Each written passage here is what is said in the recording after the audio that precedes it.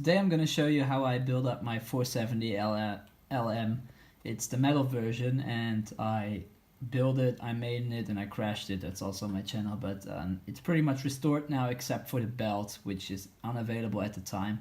So today I'm going to make a video of how I built mine up, where I put my electronics, my wiring, how I did it, and etc. So I'm going to start off with the battery. I'm running the Turnigy Nanotech 1550 milliamps, 65 to 130 C discharge. I like the Nanotechs. I fly them also as my FreeS, and they are very good. So I haven't flown this battery actually longer than one maiden flight, and it was pretty quickly empty, but that could just been something. So I will see the next time I'll fly that. So, and here we have my 470. So I'm gonna put the battery in there because it's otherwise unbalanced in weight. So let's see if I could do that with one hand. Yeah, so everything setup wise is pretty much stock, except I didn't get the super combo because I'm too poor for that. So I have the Align motor. It's the RCM 470 MX. This is 6S, of course, the stock Align RCE BL50X speed controller. I built up everything pretty much stock, but I changed some stuff around. So starting with the skids, I painted them, so I spray painted them. I'm gonna probably insert some pictures of how that looked. So they have like an orange, yellow, red vibe to them.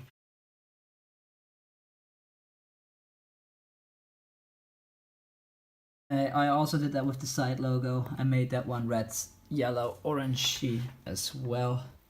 It just looks better than the white.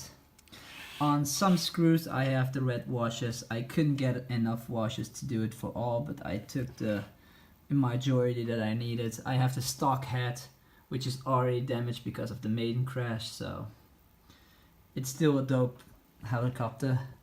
I am very lucky with the first crash do this, because pretty much the frame is 100% still like brand new. So what I did was I have this battery alarm down here.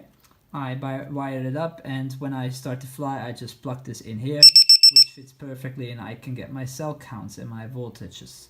So that's there. So as you can see, it's really compact, so it's not reading it correctly because I don't have the plug in correctly. I have these plugs, and I put in a red slanted gear. That's nothing special, it's just red instead of black, that's all. I have the Turnigy 306 high voltage servos. I run them on all my helicopters, so I have them down there in my 450 Pro, and I have them over there in my other 450 that I am selling at the moment. But these things are very powerful, very fast, very cheap, and they also break pretty easy.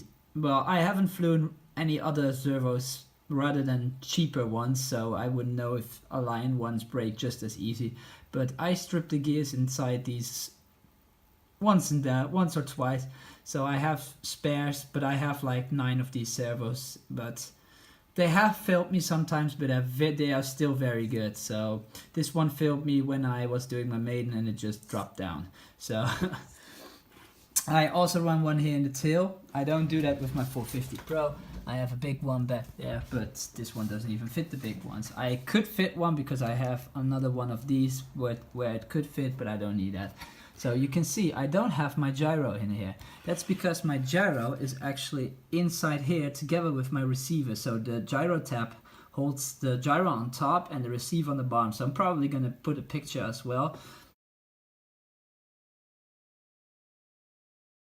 But all my wiring is inside here, and down there, that's a Bluetooth receiver. So if I power up my helicopter,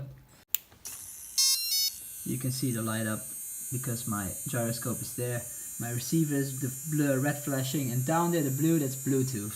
So I can control the gyroscope completely from a phone and change every setting from just by being outside. So that's very, very useful. And this is a very cheap gyroscope. It's like $35. It's a Terret ZYX S2. I also have it on the back here, and it's a very good cheap gyroscope that supports Bluetooth, so instead of having to unmount this and put the cable in, I can just do that by phone. So on the back I have the tail fin also painted red, green, and red, yellow, and orangish. So that's that. I have the stock setup back here.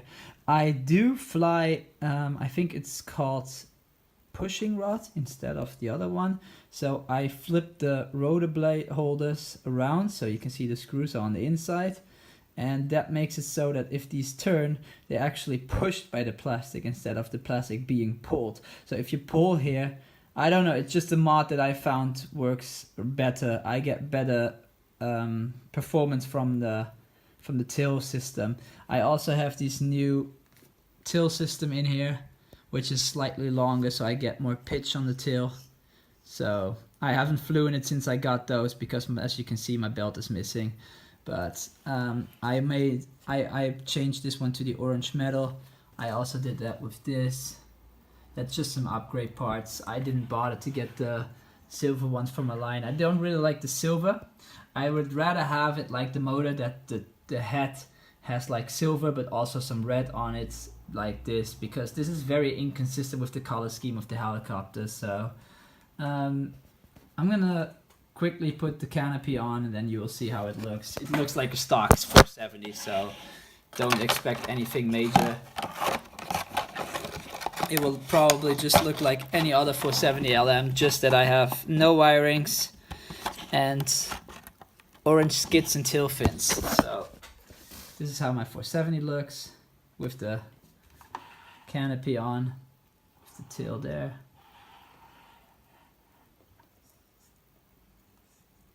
And that's how I set up my 470 LM. I probably will make a video of me flying it again once I get the belts, and I hope it doesn't crash again. So I'm gonna make sure the servos are completely fine this time. If anyone has suggestions how I can check that, for sure, comment down below. Well, that's my 470 LM. Thanks for watching. Bye.